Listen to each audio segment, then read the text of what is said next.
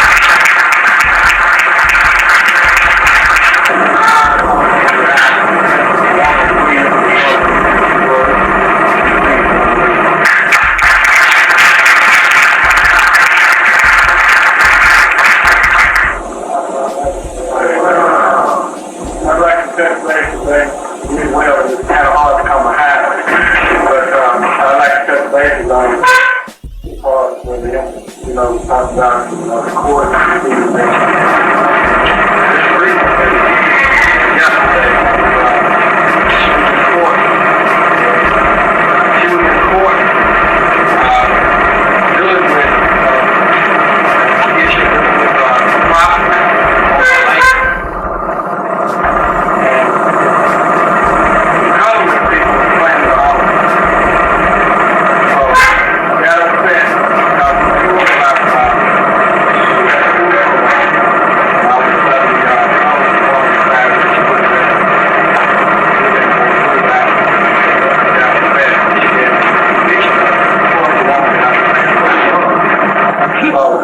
he filed suit to have the woman evicted off of her land because there's no way that she could prove that it occurred. And the court on it this yesterday. And at that particular time, she was going to disrobe the judge. He ran out of the courtroom before she got a chance to disrobe him. But she had that moved out of their court into our court. We have our own legal court, and we have our judge. And of course, the judge claims we haven't acknowledged that either. But I've traveled with the Empress for the last several years. We've gone to many archives. We've gone about it in Washington, D.C. and other places. And I've witnessed her action, and it's a real treat. You couldn't get a better treat nowhere. And it was very fun and educational to myself, and it was still going on. But just to, I won't stand too long, I give you all the opportunity to ask questions that you all may have.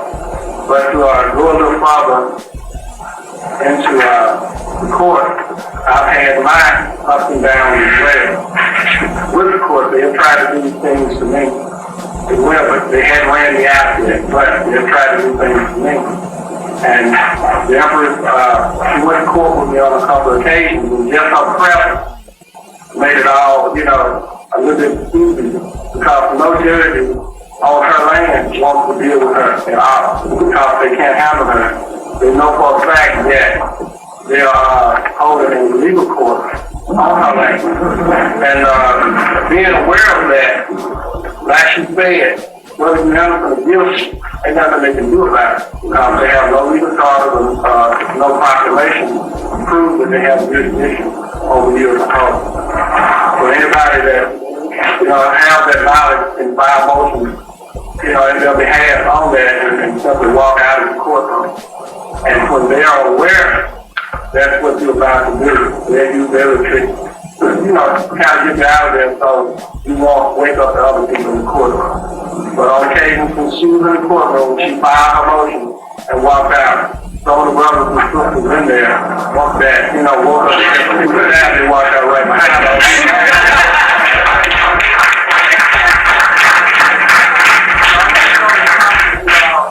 Anybody can, if you're black, of course, because you have the legal birthright. You can do the same thing, and I won't say be simple because it's not really simple. But I say if you can have control,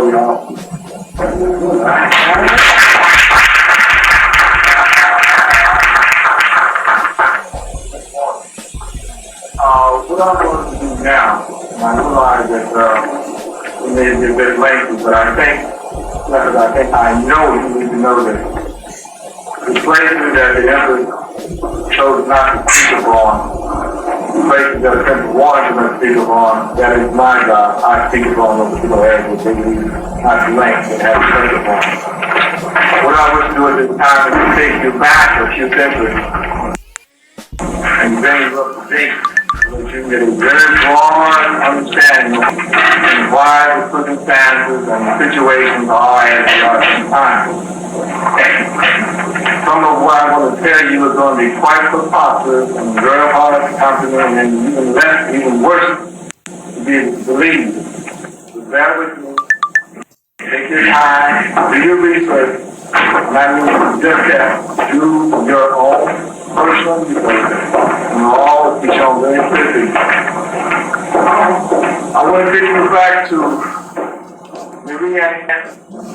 Louis the 14th. 14th. That's where it started as far as the empress is concerned.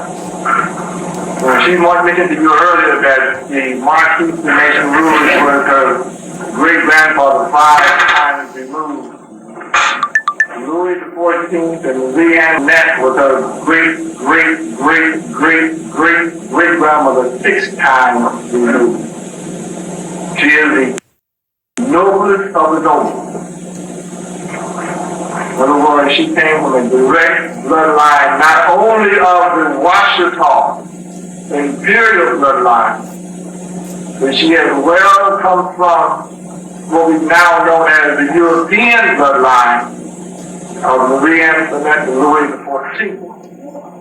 I know if you heard about the lost dolphin, and you heard references made to that lost dolphin. There was not a lost dolphin as you lose the dolphin in the ocean with an impossible. But the dolphin is the next heir to the throne, monarch of the throne. In this case, it was France. He was the next one in line for the throne. King of France, Louis XIV, Louis Antoinette.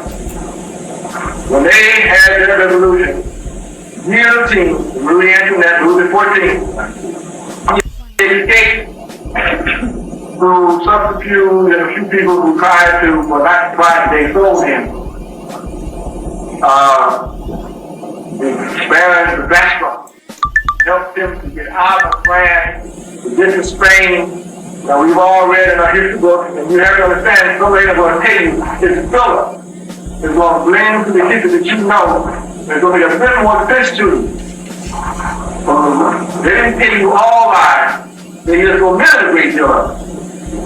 Now, what they did was that Baron Sebastian took the Moros Hulk rules, hid him out, and under secrecy and undercover, got him to France, not got him to Spain. Now, Spain was ruled by his uncle at that time. The King of Spain was his uncle. So we've all heard about how the intermarriage for alliance to compete for, shall we say, a coalition state. But this is what was going on at that time. So his uncle was the King of Spain. He gave him a Spanish land grant and shipped him to what is now known as Louisiana. So before he got there, it was known as Washita D.W. Mountain. And what D.W. Mountain means, it means we dug the mound. The mound down in Washita. Huge mounds what we worshipped on in the days of old. They don't tell you this because they don't know what you know who you are in your birthright. Alright? Every year we go to the mound on the 19th of June and we have, shall we say, our own rituals and ceremonies there. Now we don't understand all of what it is that takes place there because that's part of it that lost to us. Or they killed too many of us. So we are supposed to get that back as well. Some of your parents and grandparents now have knowledge that we need to fit into the code. So they don't know. The clique it has to be some kind of a coalition or association where it comes in. Oh, that's why so did this, that, and the other. You know all about the verbal history, ritual that we carry with them, is that verbal knowledge that we carry. That's what brings folks together. And it's here, some of y'all care right now. Your fathers, your grandfathers care that. We need that now. This is why we're coming to you now to talk to you, get you understanding, get you part, get you knowledgeable about what's going on. That we need this. These bits and pieces we need. She has spent 30 years of her life just putting the pieces of the Washita Post together. Now, when the Mason Barrett, Marquis Mason came to the United States, or Louisiana at that time, then over to Washita, he came in that area, again, the minute before, he married under Washita imperial law, a Washo woman. So when you hear the word Washo or Washita, Washo is female, single female. Washita is a single male child. So many names you may have heard, and it's beginning to come back to us slowly but surely. We are gathering back up. He married her, the Marquis Mason who married her up under Washington law. He could not marry her under French law because the black code forbid it. Black code. That predated the Jim Crow laws of America. That's where Jim Crow came from. Don't let them lie to tell you that the white man did this by himself. And we know the great white man. It preceded him, both by the Spanish and the French. The black code was applied to black people in that area. Both of them governments. Now understand, at the time when the Moors controlled Spain, now, get a grip on this. When the Moors controlled Spain, they then went out to do what? When? To explore and exploit the world, right? They came to the Washington as well. And when they came there, they exploited well. Understand this. So when they came to exploit, they found a flourishing empire already in existence. They signed treaties with Washington. Both the Spanish up under the Alfonso Treaty, the French up under the Mean Treaty. These are the treaties that stand through today. These are the treaties that Thomas Jefferson chose not to acknowledge. And Thomas Jefferson, I say before you today, is a liar and a thief. From us, and he so magnificently, believe me, over 3 million acres of land he took from us. He killed, pillaged, and plundered up under the sign of constitutional law. We did these powerful things. And he has the audacity to speak in his own memoirs that I did anything wrong, please come behind me, has the reason to change it. If he had anything, he would change himself on his own.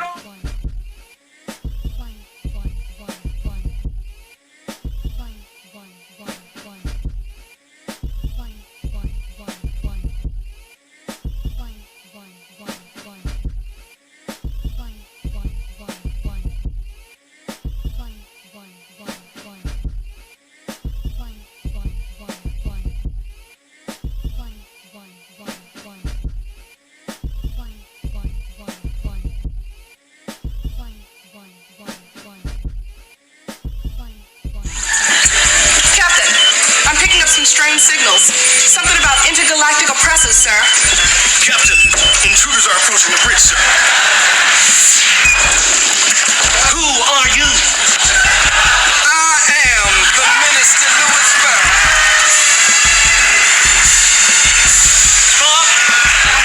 Spock, who is he? A former Calypso singer, Captain, who later became leader of a 20th century African-American religious sect known as the Nation of Islam. You like to buy some incense? Be kind, my brother? No, thank you. What do you want? I've come to